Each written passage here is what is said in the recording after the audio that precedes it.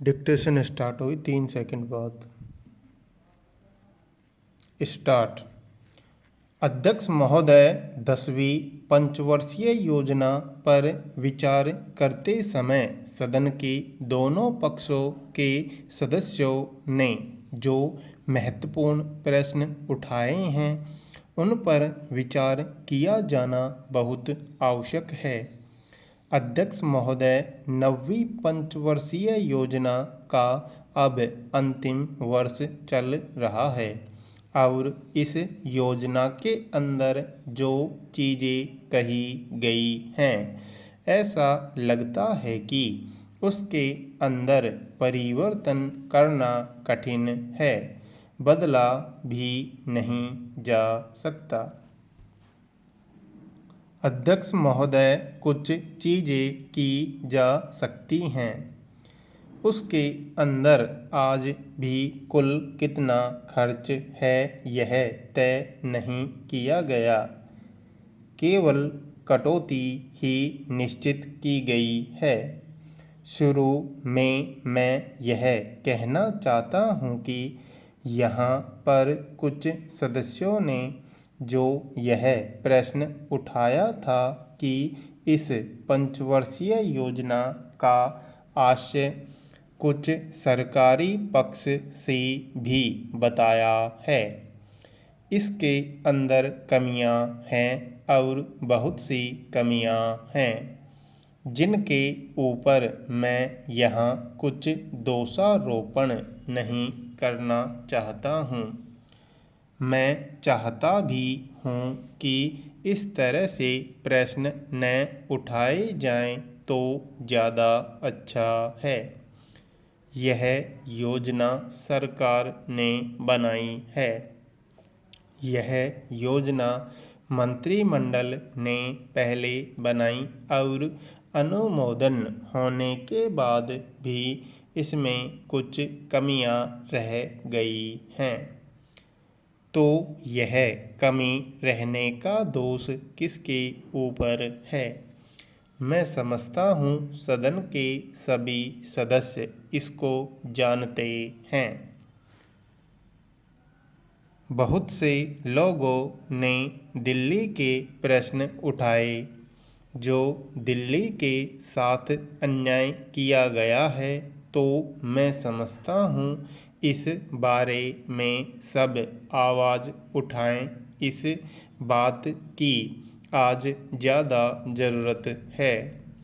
मैं यह कहना चाहता हूँ भारत सरकार से या जिन्होंने ये सारी योजनाएं बनाई उन्होंने वास्तव में यहाँ के साथ बड़ा बुरा किया, यहाँ के साथ अन्याय किया, क्योंकि उन्होंने इस पंचवर्षीय योजना को बनाते समय ध्यान नहीं दिया कि क्या योजना बना रहे हैं, गलत बना रहे हैं या सही बना रहे हैं, इनसे क्या लाभ हानि होगा, इन सब बातों पर उन्होंने विचार नहीं किया। तो मैं समझता हूँ ऐसी परिस्थितियों के अंदर यह बात ठीक नहीं है।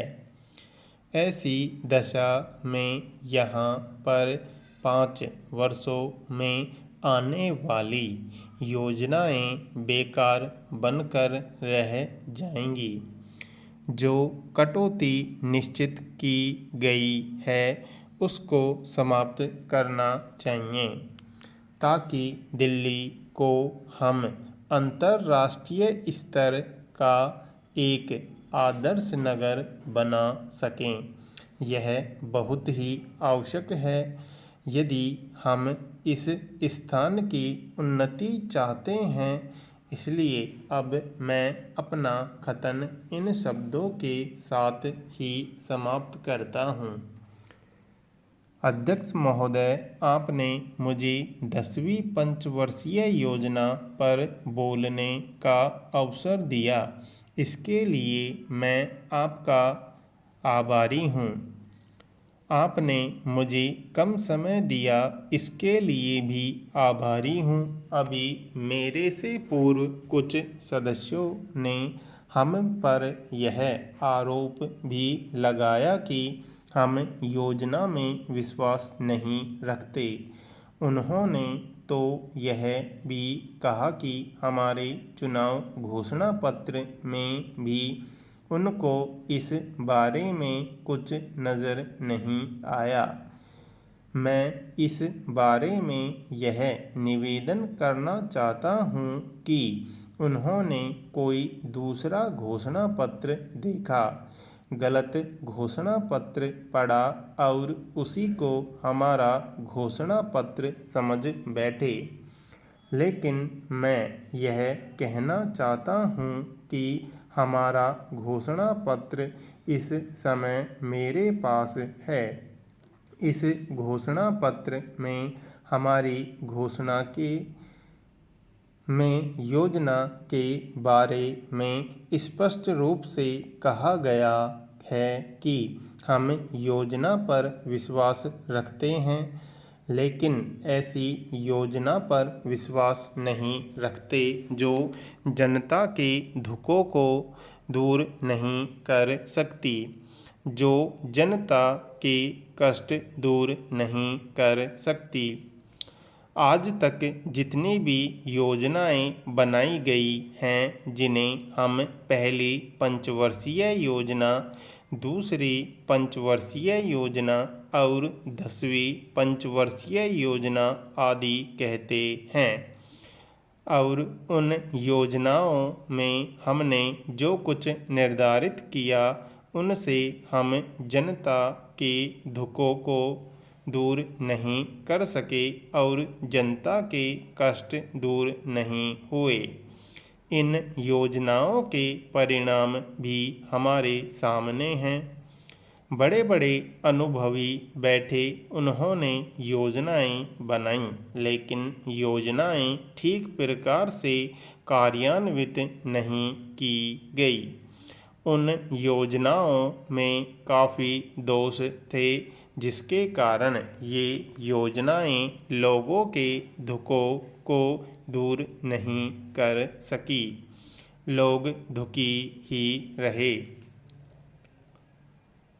मैं यहाँ पर कहना चाहता हूँ कि जो हमारी योजना थी, उसका परिणाम क्या निकला। उसका परिणाम यही निकला कि हमें रुपए का मूल्य कम करना पड़ा। जो योजना होती है वह राष्ट्र धन को ऊंचा करने के लिए बनाई जाती है, लेकिन हमारे सामने आंकड़े हैं। इसका परिणाम हमारे सामने है। हमने अब तक 9 पंचवर्षीय योजनाएं कार्यान्वित की हैं, लेकिन हमारी प्रति व्यक्ति आय में और जीवन स्तर में अपेक्षित वृद्धि नहीं हुई है। यह दुख की बात है। मैं कहना चाहता हूँ कि हमारा ऐसी योजना में विश्वास नहीं है जो जनता के कष्टों को, जनता के दुखों को दूर न कर सके। हम ऐसी योजनाओं पर विश्वास करते हैं जो उनकी आयु बढ़ा सके, उनका आर्थिक विकास कर सके, उन्हें उन्नत कर सके।